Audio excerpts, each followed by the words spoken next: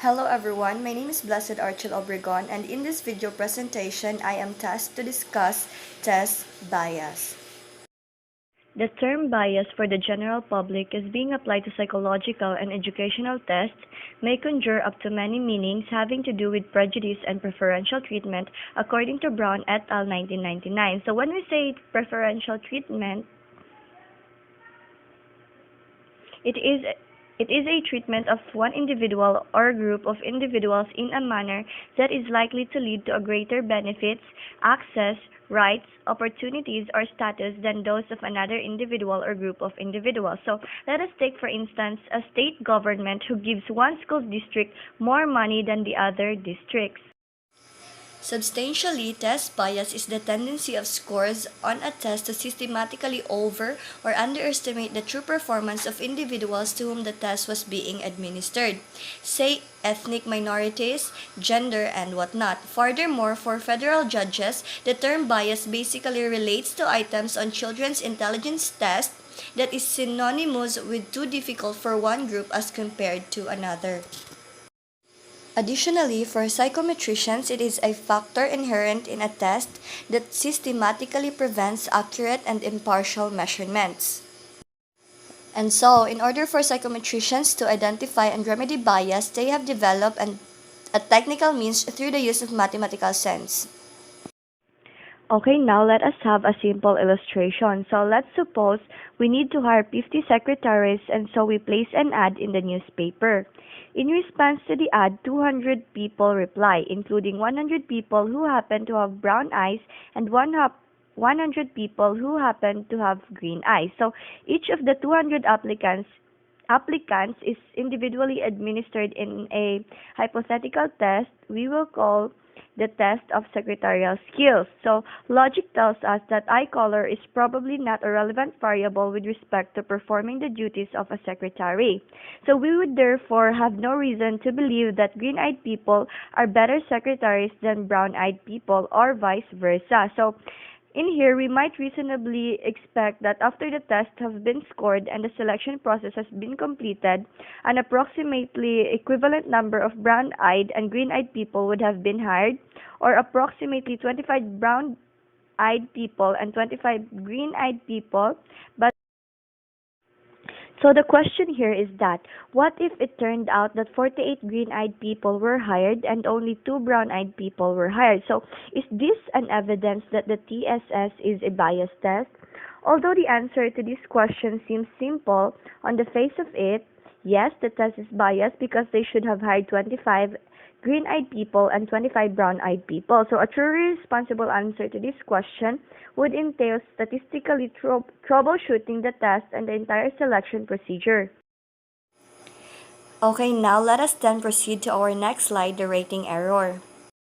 A rating is a classification or ranking of someone or something based on a comparative assessment of their quality, standard, and performance. So it may be a verbal or numerical judgment, or actually both, that subsequently places and puts a person or an attribute along a continuum identified by a scale or numerical or word descriptors. Okay, a rating scale is a type of scale that is most commonly used questionnaire type for online as well as offline survey. So it basically consists of close-ended questions along with a set of categories as options for respondents, say for example the slider and the Likert scale. So what is a rating error? So a rating error is a matter when there is a judgment resulting from the intentional or unintentional misuse of a rating scale. In this sense, rater errors are errors in judgment that occur when an individual observes and evaluates another. So note that in here, our personal perceptions and biases may influence how we actually evaluate an individual's performance. So in our next slide, we can see that there are 4 different types of rating error. So first is the leniency error, or also known as the generosity error. So as implied by its name, it is an error that arises from the tendency on the part of the rater to be lenient in scoring, marking, and or grading. So basically, it is related to the overall ratings, and take note that each evaluator has his or her own procedure for evaluation, which is considered as his or her evaluation standard. So some of them may be strict and some of them may be lenient. Let us say, for example, you went to apply for a job and that the interviewer rates all of the applicants with distinct performances, including you with a rating of excellent. So in this sense, you can then suspect that leniency error has occurred. So another example is when two employees are doing the same work with different efficiency and that they still receive the same rating.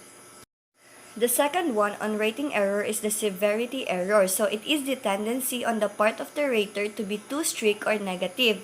So in here, the ratings are consistently overly negative, especially with the regard to sex, influence, character, to the performance ability of participants. So basically, the rater tends to give an undeservedly low scores.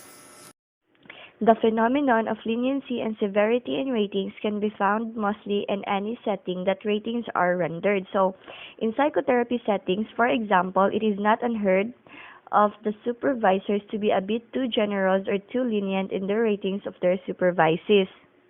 Another type of error in rating is the central tendency error. So here, the rater, for whatever reason, exhibits a general and systematic reluctance to giving ratings at either the positive or negative extreme. So in other words, it is the rater's tendency to avoid making extreme judgments of employee performance, resulting in rating all of the employees in the middle part of the scale. So let us take, for instance, on a 10-point scale. So a manager might place most of his employees in the middle, which is 4 to 7, with a few people getting high, which is in 8 to 10, or low, which is 1 to 3 rated performances. Lastly is the halo effect. So it is a tendency on the part of the rater to give a higher or lower rating to the ratee than he or she objectively deserves. So this type of error is actually the tendency to make inappropriate generalization from one aspect of a person's job performance, which is due to being influenced by one or more outstanding characteristics, either positive or negative.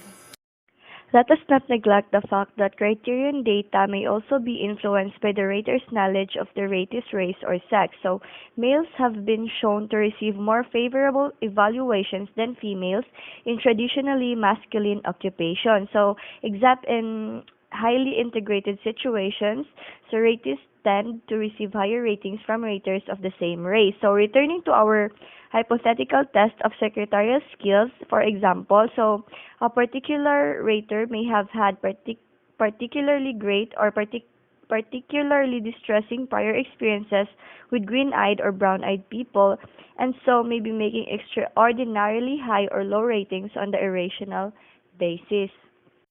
This describes the fact that for some raters, some ratees can do no wrong. So more specifically, a halo effect may also be defined as a tendency to give a particular ratee a higher rating than he or she objectively deserves because of the rater's failure to discriminate among conceptually distinct and potentially independent aspects of a ratee's behavior.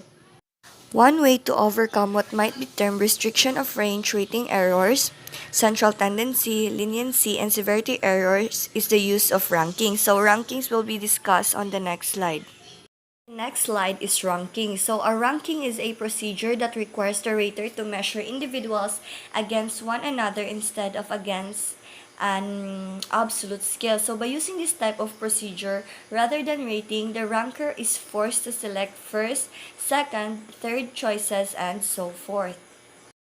All in all, bias is a factor inherent in a test that systematically prevents accurate and impartial measurement. So there are four different types of rating error: the leniency error, severity error, central tendency error, and halo effect. So a criterion data may be influenced by the rater's knowledge of the ratee's race or sex. That is according to Landy and Farr 1980. So ranking basically forces supervisors to distinguish between high and low performances. Also, there are training programs that familiarizes raters with the common rating errors and sources of rater bias have shown promise in basically reducing rating errors and increasing measures of reliability and validity, such that of lecture, role-playing, discussion, Watching oneself on a videotape and computer simulation of different situations are just some of the many techniques that could be brought to bear in such training programs. Okay, that ends my report on validity test bias. Thank you all for listening.